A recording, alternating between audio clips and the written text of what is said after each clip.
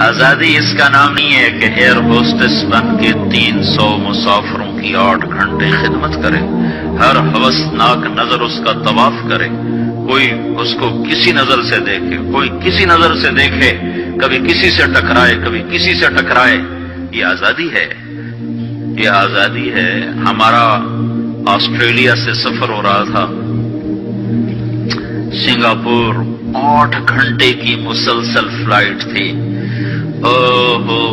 بڑا جمبو جہاز، اور وہ لڑکیاں ادھر بھاگ رہی ادھر بھاگ رہی۔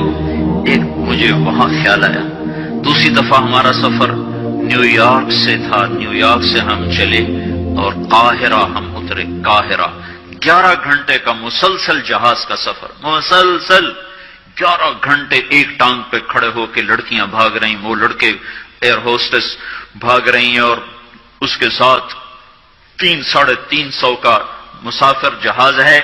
ہر نظر ان کو طواف بھی کرتی ہے، بلاتی بھی ہے، پکارتی بھی ہے۔ اور ایک لڑکی گھر بیٹھ کر اپنے خامند کی خدمت کرتی ہے، اپنے بچوں کو پالتی ہے، اور اس کا خامند اس کو باہر سے کما کے لا کے دیتا ہے اور اسے گھر میں عزت کے ساتھ رکھتا ہے۔ اس کا نام غلامی رکھا، اس کا نام آزادی رکھا۔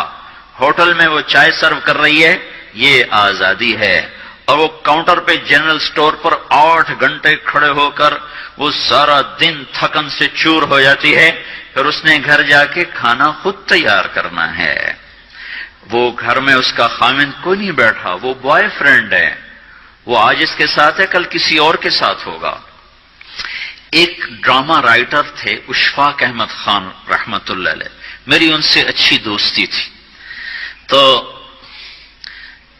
جب ایک دفعہ ہماری ان سے ملاقات ہوئی، جنید جمشید نے ان دنوں تازہ گانا چھوڑا تھا، توبہ کی تھی، تو وہ ابرار مجھے ملنے کے لیے، ابرار یہ جو آج کل گانے کا تھا، وہ مجھے ملنے کے لیے آئے۔ تو ہم ایک گھر میں تھے، تو وہ اشفاق صاحب کہنے لگے کہ میں اس تبلیغ کے کام سے متاثر ہوا انگلینڈ میں، کہ ہم ایک پارک میں بیٹھے تھے، ایک جماعت آئی تبلیغ والوں کی، انہوں نے آ کے مغرب کی اذان دی، نماز شروع کر دی۔ 15-16 لڑکیاں وہاں کھڑی تھی۔ ایک نماز ختم ہوئی تو لڑکیاں آگے بڑھیں، تو میں نے اپنی بیوی سے کہا چلو ہم بھی چل کے سنیں یہ کیا کہتے ہیں۔ تو جب وہ پہنچے ہم وہاں، تو وہ لڑکی نماز پڑھانے والے سے کہہ رہی تھی آپ انگلش جانتے ہیں؟ اس نے کہا جانتا ہوں۔ کہا آپ نے کیا کیا ہے؟ کہا ہم نے عبادت کی ہے۔ اس لڑکی نے کہا آج تو اتوار نہیں۔ انہوں نے کہا ہم دن میں 5 دفعہ پڑھتے ہیں، 5 دفعہ۔ مجھے نہیں پتا ان بچیوں میں کتنی ہیں جو 5 دفعہ نماز پڑھتی ہیں، شاید کم ہی ہوں گی۔ اللہ کرے تم سب کو یہ دولت نصیب ہو جائے۔ یاد رکھنا، سجدوں میں سر رکھے بغیر نہ کبھی کسی نے اللہ کو پایا نہ پا سکتا ہے، اور سجدوں میں آنسو بہائے بغیر نہ کبھی کسی نے دل کی دولت کو سمیٹا ہے نہ کوئی سمیٹ سکتا ہے۔ یہ دل کا چین و سکون میرے اللہ کی قسم پیشانی کو زمین پر رگڑنے میں ہے، اور اس پیشانی پر آنسو بہانے میں ہے۔ باتوں سے بات نکل آتی ہے۔ جنید جمشید 1997 میں سب سے پہلے مجھے ملا، مجھ سے کہنے لگا مولوی صاحب ایک پاکستانی جس گلیمر کو خوابوں میں دیکھتا ہے، جس زندگی کا خواب دیکھتا ہے، وہ زندگی مجھے حاصل ہے۔ میرے پاس دولت بھی ہے، عزت بھی ہے، شہرت بھی ہے، چاروں طرف میری زندگی رقص کرتی ہے، لیکن اس کے باوجود میرے اندر اندھیرا ہے، خلا ہے۔ میں اس کے الفاظ بڑے خوبصورت، کہنے لگا میں وہ کشتی ہوں جس کا کوئی ساحل نہیں۔ اللہ اکبر! یہ کیا وجہ ہے؟ مجھ سے کہنا کہ یہ کیا وجہ ہے، ایسا کیوں ہے؟ میری تو ہر خواہش مجھے حاصل ہے۔ اور بالکل یہی بات چند لفظوں کی تبدیلی کے ساتھ مجھے سعید انور نے کہی جب وہ 3 دن کے لیے ہمارے ساتھ نکلا پہلی دفعہ۔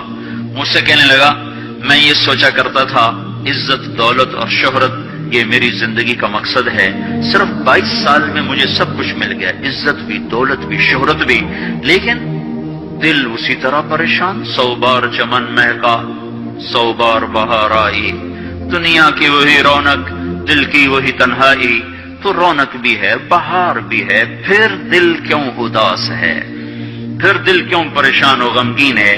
کہ اس سوچ نے مجھے یہ مجبور کر دیا کہ میں نے مقصد کے انتخاب میں غلطی کھائی ہے۔ مقصد کے پانے کے بعد تو آدمی چین میں آتا ہے۔ مجھے اگر عزت دولت شہرت میرا مقصد ہے، مجھے مل چکا ہے، پھر مجھے چین کیوں نہیں، پھر مجھے سکون کیوں نہیں؟ تو مجھے پتا چلا کہ نہیں، مقصد زندگی کچھ اور ہے۔ میں نے کہا شکر کرو تمہیں جلدی پتا چل گیا۔ بعضے تو زندگی گزار جاتے ہیں اور انہیں موت تک نہیں ہوش رہتا کہ میں کیوں آیا تھا اور میرا کیا مقصد تھا۔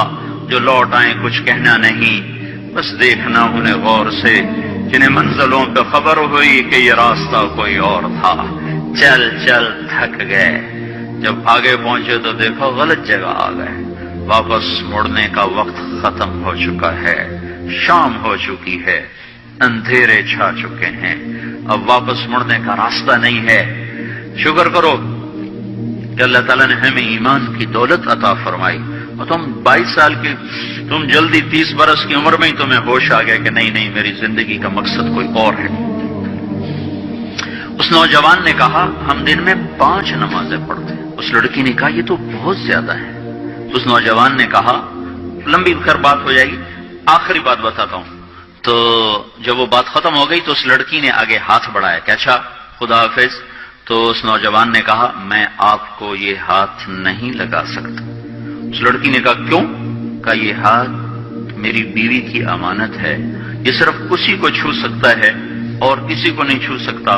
تو لڑکی کھڑی تھی، اس کی چیخ نکلی اور زمین پہ گر گئی اور اس کی ہچکیاں لگ گئی اور وہ پھوٹ پھوٹ کے رونے لگی اور کہنے لگی وہ لڑکی کتنی خوش قسمت ہے جس کے تم خامند ہو، کاش یورپ کے مرد بھی ایسے ہوتے۔ اور روتی ہوئی آنسو بہاتی ہوئی اٹھ کے چل دی۔ تو اشفاق مرحوم کہنے لگے میں نے اپنی بیوی سے کہا بانو آج وہ تبلیغ ہوئی ہے کہ لاکھوں کتابیں چھپ کر بھی وہ پیغام نہ پہنچتا جو یہ لڑکا اپنے عمل سے پہنچا گیا۔ تو ہمیں ایک زندگی کا میرے عزیزوں مقصد ملا ہے، اللہ ہماری منزل ہے، ہم اللہ کو سامنے رکھ کے زندگی گزارنے والے ہیں، ہم آزاد نہیں زندگی گزارنا، یہ کامیاب زندگی ہے۔ تو کہیں ایسا نہ ہو کہ میرا اللہ کہہ دے وَامْتَازُوا الْيَوْمَ أَيُّهَا الْمُجْرِمُونَ، ان کو الگ کر دو اور مجرموں کی صف میں کھڑا کر دو، تو پھر کوئی حال نہ ہوگا۔ ہائے اللہ کے نبی نے کہا کتنی عورتیں ہوں گی جن کو سر کے بالوں سے فرشتے پکڑ کے گھسیٹ رہے ہوں گے اور وہ کہیں گی ہائے ہمیں بچا لو، ہائے ہمیں بچا لو۔ اور کتنے مرد ہوں گے جن کے جبڑوں میں ہاتھ ڈال کر فرشتے ان کو گھسیٹ رہے ہوں گے، وہ کہیں گے ہائے ہمیں بچا لو، ہائے ہمیں بچا لو۔ تو اس وقت اللہ کہے گا اولم نعمرکم ما یتذکر فیہ من تذکر وجاءکم النذیر، میرے بندے یہ چند آنسو دنیا میں بہا لیتا، جو آج تو کر رہا ہے تو ہائیاں دے رہا ہے، یہ تو دنیا میں دے لیتا، تو آج اپنے رب کی رحمت کو دیکھتا۔ تجھے بتانے والے بھی آئے تھے، تمہیں سمجھانے والے بھی آئے تھے، لیکن تو مذاق اڑاتا رہا، تو ان کے ساتھ مستیاں کرتا رہا۔ آج دیکھ ایمان والے کتنے اونچے جا رہے ہیں، جنہوں نے مجھے راضی کیا وہ کتنی بلندیوں کا سفر کر رہے ہیں، اور ان کے ساتھ میں کیا کرنے لگا۔ یہ کامیابی اس کو ملے گی جو اپنا سب کچھ اپنے اللہ پر لگا دے گا، وہ اپنا سب کچھ اللہ کے محبوب صلی اللہ تعالی علیہ وسلم کے طریقے پر لگا دے گا۔ یہ کامیابیاں اس کا مقدر ہیں۔